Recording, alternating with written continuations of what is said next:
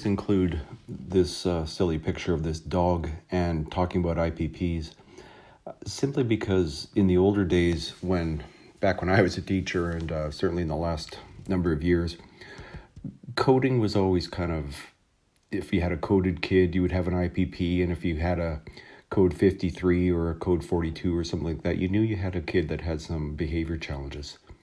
So while that has changed quite a bit, I do want to recognize just the pressure that you're under, because you have kids with low cognition. Sometimes you have kids with learning disabilities. You have kids with different organic conditions like autism or possibly FAS. I get it, and I really want to recognize that what we're asking from you here is a lot. And so I don't want to just move on and not recognize that with you. So this is the kite, and it's kind of an overview. And I really encourage you just to stop, press the pause button or whatever works for you, and just sort of take a look. Again, it starts at the bottom at the calm baseline. And I'm going to go through all of these things in a little bit of detail, but getting an overall reflection of what this kind of looks like is kind of important, because it is actually a neurobiological basis for behavior in kids. And if we understand that there is a neurobiological basis, it sort of takes away the personalization of it. It doesn't feel quite so much that it's aimed at us. And we can sort of maybe step back a little bit and say, I don't have to get escalated with the student on this one. I can see that this is where they are in their process of the kite, and I do have some power over this, or at least I have a plan that can reflect it as we move on. So please get a chance to, again, up from calm or baseline to triggers into agitation, acceleration, up to peak frustration, down through de-escalation into recovery, and then the reparations and reflections. Please don't forget to notice the center of the kite. It is still based on, and always will be based on, relationships. Job one for us is really, we like to think it's the curriculum or getting those things in, but it maximizes the curricular accessibility of students so much when we can create a positive relationship with them. So I'm going to take you through this and try not to belabor it or anything like that. But the first step is we have calm or baseline. So calm and baseline is not the same for every student. A lot of it depends on a whole bunch of things. Some of it is what happened that morning. Some of it's on that Maslow bottom pyramid stuff. Some of it might be on conditions that the student is bringing into the classroom. Some of it might very much be based on what happened the night before, substances involved, any of those kinds of things for our older kids.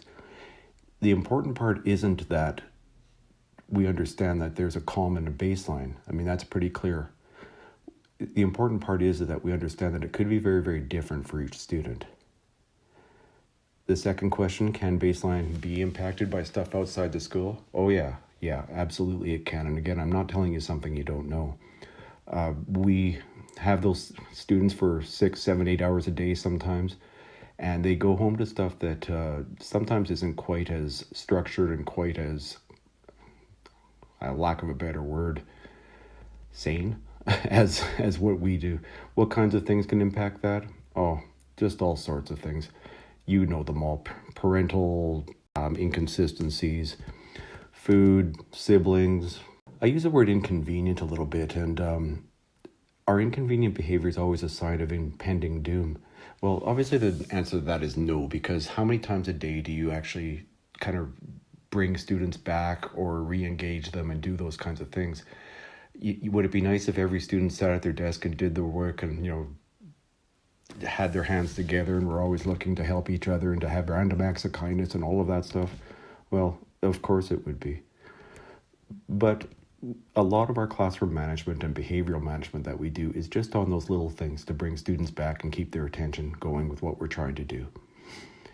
Now, as we move up on the left-hand side, I've used the word trigger, and really by trigger, I don't mean it in a way that we pull this thing and then this explosion takes place and there's nothing we can do about that.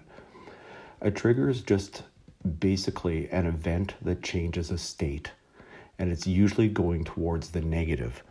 And this is just simple neurobiology again. Is it always observable? Well, no. A lot of times students will come in the morning or after lunch or after recess or whatever grade level you're teaching, and they're already triggered, and you did not see it happen. You have no idea. There might be, they might come in angry already or something like that. So no, it's not always observable at all. Are there common triggers, or are they all just unique to the student?